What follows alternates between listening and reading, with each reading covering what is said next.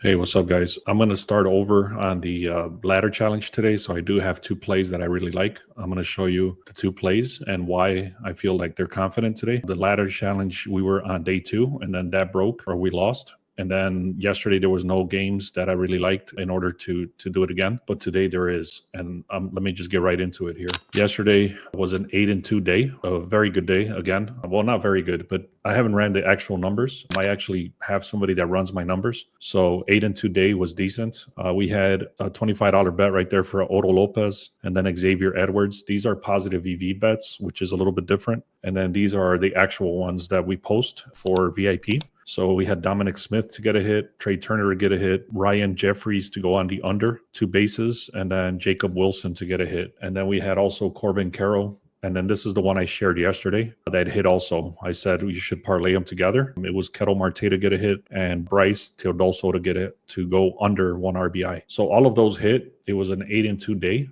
overall. And here's two other ones: Otto Lopez under 2 bases and Xavier Edwards under 2 bases. So again, you can see right there, it's an 8-2 day. Some of these are $25 because it's a different type of bet that I'm doing called a positive EV. So I'm going to raise the unit size once I see how they're actually very good, but I'm not tracking them as good as I should be, I guess is what I'm trying to say. Anyways, I got two plays. Let me start talking about them. We're going to start the ladder challenge right back up. Ignore this little green check mark. That's where we were at before. Right now we're starting fresh. $75 to make 4,800. And the way we're going to do that is we're going to try to get as close as possible to a plus 100 odds. And once we get to a plus 100 odds, then $75 turns into 150, 150 to 300 to 900, or no, sorry, 600 to 1200, 1200 to 2400, 2400 to 4800. So we literally have to only hit 6 times in a row. So this is my second attempt. And then if this fails, then I'm going to go with my third attempt. I'm only trying this 3 times. If you want to stick around for that, go to the link in the description and go to free picks. That's where I'm going to be posting these picks. So if you guys want to check that out. All right. I did already post 1 under RBI and 5 batter props inside the VIP. So you want to check that out, go to the link in the description and click on 1 day pass if you want to check that out. We're also working very heavily on the stolen bases. That's also going to be part of the VIP. I have a full scraper that goes out and checks out stolen bases. So anyways, those have been hitting very good, but we're actually reprocessing the way we run the data. So it's taking a little bit longer. But anyways, if you want to check that out, again, it's going to be part of VIP.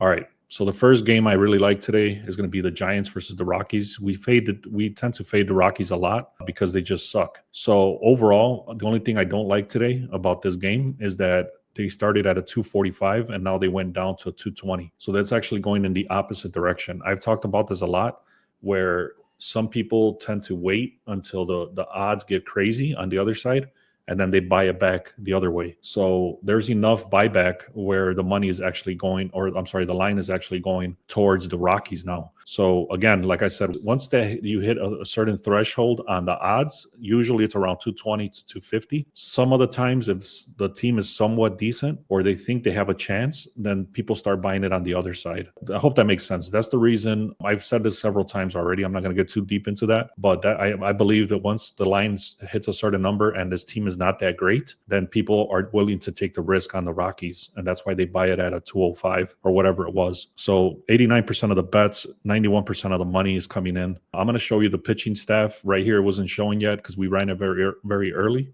Same thing with the bullpen, but I'm going to show you those stats.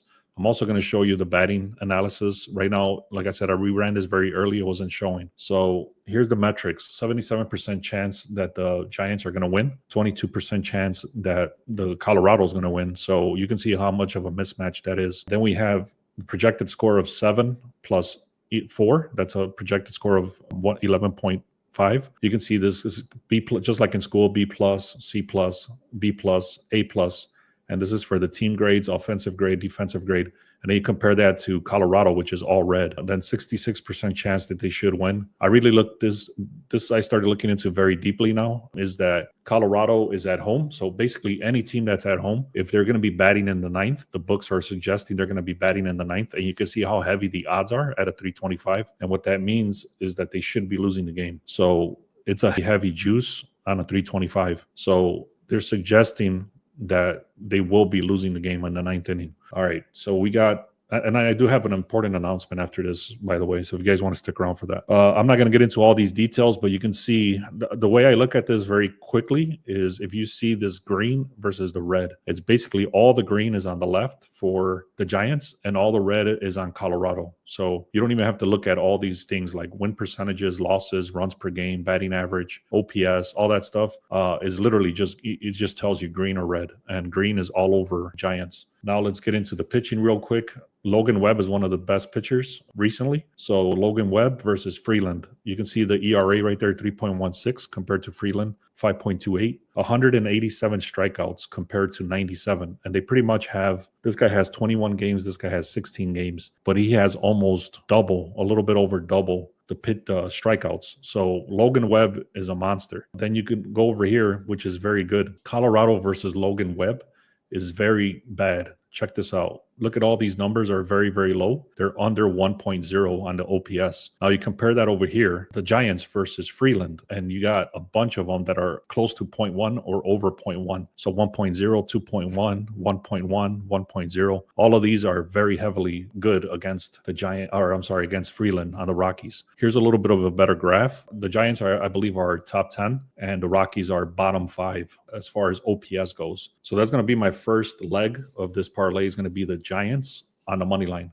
All right. The second one, we're going to go right back to the Cubs, even though they let us down the other day. I believe they won yesterday. I can't remember. Either way, let me just give you why I'm going to go with these guys. They're at a 172. They're currently still at a 172 as of this morning. You can see it gives you the timestamp right there. This was run at 8:30 a.m. Right now it's 10:30. So the line might have shifted. I'm not sure, but this is what it was earlier today. It's not moving. It's just stuck there. 78% of the bets, 89% of the money is coming in on the Cubs. Shada Amanaga is one of their best pitchers, 3.08 ERA compared to Joey Wentz at a 4.5 or 4.1. You can see the batting is much better, also 2.5, 5 runs, 777 OPS. And then the pitching does show a little bit worse overall. This is just the last 7 days, last 14 days. So in the last 7 days, Atlanta has been better, but in the last 14 and the last 30, the Cubs are much better. So overall, Cubs should be winning this game. 64% chance they should win, 5 runs projected, all green over here versus only 1 green offensive over here, which I said the pitching is decent. 68% chance overall. The one little graph I don't like is that it says the Cubs should not be batting in the 9th. I would have liked to see this at a much higher odd. So maybe like a 220, 230 or whatever like that. But that's why it's yellow, because 125 is not heavy at all. So it's just saying that they're not going to bat in the 9th, meaning they should be winning the game. Another thing, I'm from Chicago, so I'm telling you, I keep up with the White Sox and the Cubs. And the Cubs, when they play at home, they're a lot better. So anyways, I do like the Cubs today. That's not my favorite team. I'm just telling you, the stats show that they should be winning this game. You can see they're break even right here. Pretty much they're very close teams. And it's a little bit of a mismatch as far as the RBIs and all that stuff. But let me show you a little bit deeper why I'm going to go with these guys. Again, Amanaga. If you start looking here, Chicago versus Wentz, this is ridiculous. 1.0, 1.5, 2.5, 1.3, 2.3, 1.2. And you can see these guys only have, well, these guys are pretty decent also, but look how much different this is compared to this. Also, the batting is actually pretty similar, but the pitching is a mismatch. So like I already mentioned, the starting pitching is a mismatch. And the reason I'm going to tell you exactly how I'm going to play this. I'm taking the Cubs at a +1.5. So the first leg of this is going to be the Giants on the money line. And the second leg, I'm going to do the Cubs on the +1.5, so I can buy it a little bit better chance that even if they lose the game, I have a chance of winning. So again, let me get right into, I'm not going to get too much deeper into that, but basically this thing is called the Sharp Edge. Link is in the description if you want to check that out. But it gives you the reasoning why the Giants should be winning right here if you want to screenshot that. Dodgers are decent. Also, I didn't like some of the stuff today, so I'm staying away. And then the Cubs. So there's a lot of reasoning why these two teams should win. Here's the parlay leg right here. Chicago Cubs +1.5, and then the Giants on the money line. So it's, as you can see, it's not a +100. So if this wins, then we should be at a little bit less than a doubling the money. Okay. Now let me get into the NFL now. I'm gonna start working on this. I have a full list. I'm gonna be spending about 2 days doing this. But basically what I just showed you for baseball is what's gonna be for football. If you want to keep up with all this stuff that's going on, make sure you go to the link in the description and click on free picks. Anyways, here's the kind of data that I'm looking at. If you guys, I'm gonna ask you now, I'm going to give away one free week of VIP. I'm going to ask not on this live here, but on when the video gets posted. If you comment and you let me know what other stat I should look at that you think I'm missing, and then if I'm going to pick a random comment to give you one free week. Make sure you comment when you see this. This is what I'm going to be looking at every day for football. So it's going to have the wins, the losses, the points for that team, the points allowed, the points differential, and then it's going to be the points per quarter, the passing attempts, the pass completions, passing yards, the passing touchdowns, the passer rating, which is the quarterback, how many times that quarterback was sacked, the sack percentage, the rushing attempts, the rushing yards, the rushing touchdowns, the yards and rushing attempts, the efficiency, meaning whenever they're on third down, they convert or not. Fourth down conversions, meaning whenever they do attempt to convert a fourth down, do they convert? I know I can't remember what team it was, but they were their best. I think it was the Eagles, actually. They always went, I would say like 95% of the time they went on fourth down and they converted. So this is important right here, third down conversion. Also, another little side note, this is just a little side note. If you're looking at punts, which we do sometimes, the third down conversion is very important because if they're not converting on third down, that means they're going to more than likely going to punt. So you want to check that out also. Explosiveness is yards passed per attempts, yards rushing per attempts, yards allowed per play. This is for defense. And then big plays allowed, meaning like 30 plus yards, all the turnovers, and then advanced passing, receiving. And I don't know if I'm going to keep this actually. Yards after catch, and then broken tackles, blitzes, and then quarterback hurries, quarterback knockdowns, quarterback pressures, and then the opponent. Well, how does the opponent do versus all these stats? So opponent passing yards, opponent rushing yards,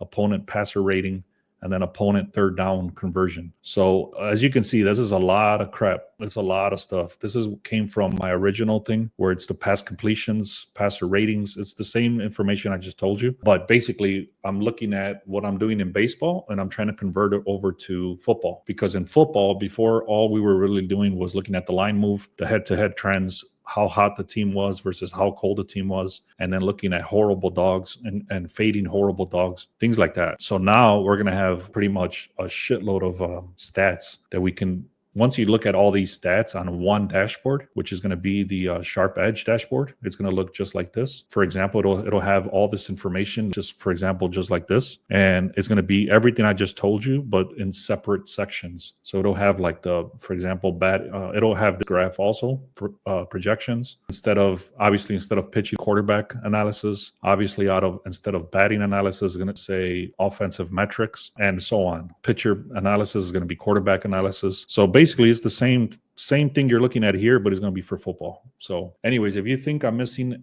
it's a lot of stuff already, and I already found most of the stats, where I'm going to get them from and all that stuff. So if you guys think I'm missing something or something that's important, let me know in the comments. And if I'm going to pick a random comment and give you guys one free week of VIP for helping me out. All right. So that was the announcement. NFL is coming up Friday, I believe is the first day, and we're going to be ready for it. So we started off very strong in baseball, and that's why by game 10, usually what I used to do is wait till game 10 of any sport and then start looking at the analysis after game 10.